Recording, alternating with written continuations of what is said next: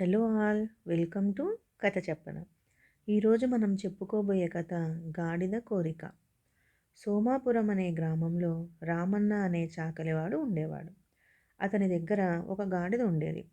ప్రతిరోజు రామన్న దాని వీపు మీద బట్టల మూటలు పెట్టి చెరువుకు తీసుకెళ్ళి అక్కడ బట్టలన్నీ ఉతికి ఆరబెట్టి తిరిగి వచ్చేటప్పుడు ఇంటింటికి వెళ్ళి ఎవరి బట్టలు వారికి ఇచ్చొచ్చేవాడు.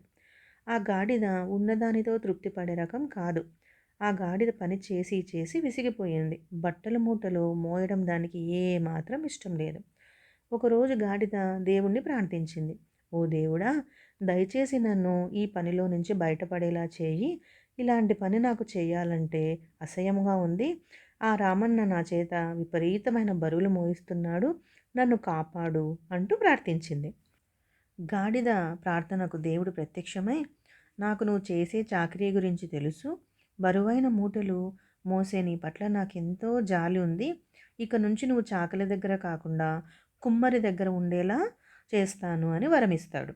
దానితో గాడిద ఆనందంగా కుమ్మరి గోపయ్య దగ్గరకు వెళ్తుంది. కొన్ని రోజుల తర్వాత గాడిదకు ఆ పని కూడా విసుగు. కుండలు మోసుకొని ఊరు ఊరా సంత సంత తిరిగి అమ్మడం కష్టంగా అనిపించింది. గాడిద తిరిగి దేవుణ్ణి ప్రార్థిస్తుంది. దేవుడా, కుమ్మరి దగ్గర పని బాగుంటుంది అనుకున్నాను, కానీ చాకలి దగ్గర పనికి కుమ్మరి దగ్గర పనికి తేడానే లేదు. దయచేసి నాకు ఇంకేదైనా పని ఇవ్వు అంది. రెండోసారి కూడా దేవుడు దాని మొరను ఆలకించి ఒక చెప్పులు కుట్టేవాని దగ్గర పని దొరికేలా చేశాడు. ఆ విధంగా కొన్ని రోజులు గడిచాయి. ఇక్కడ కూడా నాకు బాగోలేదు. నా చేత బరువులు మోయించి మోయించి నన్ను చంపేస్తాడు. నేను చచ్చాక ఆనందంగా నా చర్మంతో కూడా చెప్పులు కుడతాడు అని ఆలోచించింది గాడిద. గాడిద మళ్ళీ దేవుణ్ణి ప్రార్థించింది. కానీ ఈసారి గాడిద వల్ల దేవుడికి కూడా విసిగి పుట్టింది. నిన్ను ఎందరి దగ్గరకు పంపినా శుద్ధ దండగ. నీకసలు ఏ పనిలోనూ సంతృప్తి లేదు. ముందుగా నువ్వు చేసే పనిని ఇష్టపడ్డం నేర్చుకో.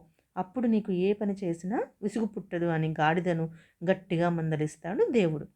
చూసారా పిల్లలు, మనం చేసే ప్రతి పని మీద మనకు ఇష్టం ఉండాలి. అప్పుడే మనకు ఏ పని చేసినా విసుగు అనేది పుట్టదు. ఓకేనా? బాయ్. Thank you.